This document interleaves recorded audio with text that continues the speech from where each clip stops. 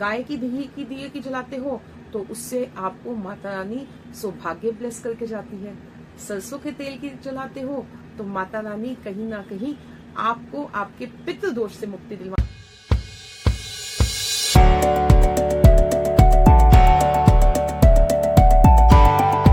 माता Di, welcome to my YouTube channel. कैसे हैं आप सब लोगों को शारदीय नवरात्रि की लाख लाख बधाइयों।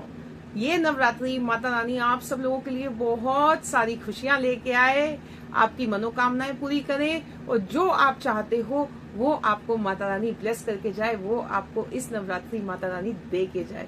तो इस नवरात्रि में हम ऐसा क्या करें कि माता रानी की ब्लेसिंग्स हम सबको मिल सके, वो तो हम डेफिनेटली बात करेंगे। लेकिन उससे पहले हम आज बात करने जा रहे हैं अखंड ज्योत किस तरीके से जलानी चाहिए, क्या उसके नियम होते हैं, किस तरीके से उसका रखरखाव हम लोग कर सके, और क्या जो कपल्स ऑफिस गोइंग है या वर्किंग है, घर में दोनों ही लोग वर्किंग है या 4 लोग हैं चारों ही लोग वर्किंग है, तो उन लोगों को अखंड ज्योत जगानी चाहिए या नहीं जलानी चाहिए, क्या हम अखंड ज्योत को ताले में छोड़ के जा सकते हैं। तमाम तरह के क्वेश्चंस हैं, तमाम तरह की दुविधाएं हैं हर किसी के साथ। बहुत से लोग हमारे से बहुत से तरह के क्वेश्चंस करते हैं, तो आज हम उन्हीं सब के ऊपर आपसे बात करने आए हैं। तो सबसे पहले तो देखिए, अखंड ज्योत अगर आप लोग जलाते हैं, अखंड ज्योत जलाने का पर्पस क्या है। सबसे पहला सबसे बड़ा पर्पस क्या है कि आपका एक कनेक्शन उस परम पिता परमात्मा के साथ, चाहे वो माता रानी के रूप में है तो एक वो शक्ति ही, उनके साथ कनेक्शन। अगर आप लोग अखंड ज्योत जगाने का संकल्प लेते हैं और अपने घर में जगाते हैं तो सबसे पहले आपके घर का जो ओरा है वो बहुत ज्यादा पॉजिटिव हो जाता है। आपके घर की सारी नकारात्मक नेगेटिव एनर्जीज दूर हो जाती हैं, सारी घर जो है वो पॉजिटिव वाइब से भर जाता है। उसके बाद जब आप उस अखंड ज्योत के सामने बैठते हैं तो आप ध्यान जब लगाते हैं उस यूनिवर्स का, मेडिटेट जब करते हैं, उसको एक टक देखते रहते हैं, उस एक क्षण एक पल आपने देखा होगा, महसूस किया होगा कि कैसे आपकी कनेक्टिविटी उस परम पिता परमात्मा के साथ बन जाती है। अखंड ज्योत जलाना अपने आप में ही एक बहुत बड़ा अनुष्ठान है। ऐसे में हमें कुछ नियम भी पालन करने चाहिए।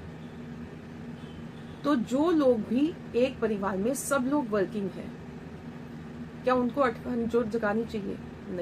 नहीं जगानी चाहिए। अखंड ज्योत जगा के आप लोगों को घर पे ताला बिल्कुल नहीं लगाना चाहिए। ताला लगा के अखंड ज्योत जला के आपको घर से बाहर नहीं निकलना चाहिए। ऐसे में आपसे माता रानी रुष्ट होती है और ये कहीं ना कहीं हमारे शास्त्रों के भी विरोधाभास है। तो अगर कोई एक घर में है आपके, तो आप बेझिझक होके, टेंशन फ्री होके अखंड ज्योत जगाइए, किसी भी तरह की कोई प्रॉब्लम आपको नहीं आएगी। सबसे पहले ये चीज। दूसरा नंबर, अखंड ज्योत जलाने के लिए आप घी के या पीतल के जिस भी दिए का चयन करें। सबसे पहले वो चयन कर लीजिए, बड़ा दिया ले लीजिए। फिर आप ये सोचिए कि आपने जगानी किस चीज की है, गाय की घी की जलानी है या सरसों के तेल की जलानी है, तिल्ली के तेल की जलानी है। गाय की घी की दिए की जलाते हो तो उससे आपको माता रानी सौभाग्य ब्लेस करके जाती है। सरसों के तेल की जलाते हो तो माता रानी कहीं ना कहीं आपको आपके पितृ दोष से मुक्ति दिलवाने में हेल्प करती है, आपके पितृ उससे शांत होते हैं। शनि देव की कुदृष्टि आपके ऊपर नहीं पड़ती है। जी हाँ, छोटी छोटी बातें हैं लेकिन बहुत ज्यादा इम्पोर्टेंट है। अखंड ज्योत जलाने से पहले उसको आपने सीधा जमीन पे या किसी थाली में नहीं रखना। उसके नीचे आपने अक्षत, चावल जो पूरे वाले होते हैं ना, वो चावल या जौ या फिर अनाज रख के उसके ऊपर आपने दीपक की स्थापना करनी है। उसके बाद ज्योत जलानी है। उसमें आप अगर रोली कलेवे का आप अच्छे से बाती बना ले मोटी सी, तो सबसे ज्यादा वही अच्छी है। अगर आपके पास कलेवा नहीं है तो आप रुई या सूती धागे की भी बना सकते हैं। सूती पीले जो धागा आता है उसकी भी आप बना सकते हैं, लेकिन कलेवा जो है वो बेस्ट है। अगर आप घी से ज्योत जला रहे हैं तो माता रानी के दाहिनी तरफ ज्योत जलाएंगे। अगर आप तेल से जला रहे हैं तो तेल से जलाती हुई ज्योत जो है माता रानी के बाईं तरफ रखेंगे। छोटी छोटी चीजें हैं लेकिन ध्यान रखने योग्य है। इन्हीं बातों से माता रानी आपको देखना कैसे प्रसन्न होकर आशीर्वाद देगी जाएगी। ज्योत जलाते समय आपने मंत्र उच्चारण भी जरूर करना है। और जो इस मंत्र का उच्चारण करना है वो ये है, शुभम करोति कल्याणम, आरोग्यम धन संपदाय, शत्रु बुद्धि विनाशाय, दीपम ज्योति नमोस्तुते। समय आपने इस मंत्र का उच्चारण करना है और उसके बाद आपने ज्योत जलानी है और माता रानी से ये प्रार्थना करनी है कि हे माता रानी, मैं आपके समक्ष इस नवरात्रि ये अखंड ज्योत जलाने जा रही हूँ। मेरे घर परिवार पे, मेरे बच्चों पे, हम सब पे ऐसी कृपा करना कि इस ज्योत जो हमने आपके लिए जलाई है उसमें कोई विघ्न न आए और हम उसको यथाशक्ति पूर्ण कर सकें पूरे संकल्प के साथ। जब रामनवमी हो जाए आप कंजके बिठा लें। कई लोग अष्टमी पे बिठाते हैं, कई लोग रामनवमी पे बिठाते हैं।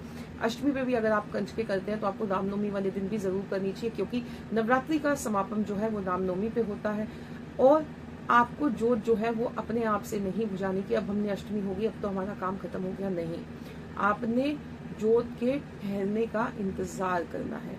जब जोत खुद से ठहर जाए तो आप उस दीपक को उठा लीजिए और जो चावल अक्षत जो आपने वहां पे जो भी रखा है जोत के नीचे, उसको उठा के आप पक्षियों को डाल दीजिए। इस तरीके से जलाई गई अखंड ज्योत आपको हर तरह की परेशानी से, हर तरह की मुसीबत से बचाती है, आपके घर में सुख समृद्धि लेके आती है। माता रानी आपके बच्चों को ब्लेस करके जाती है।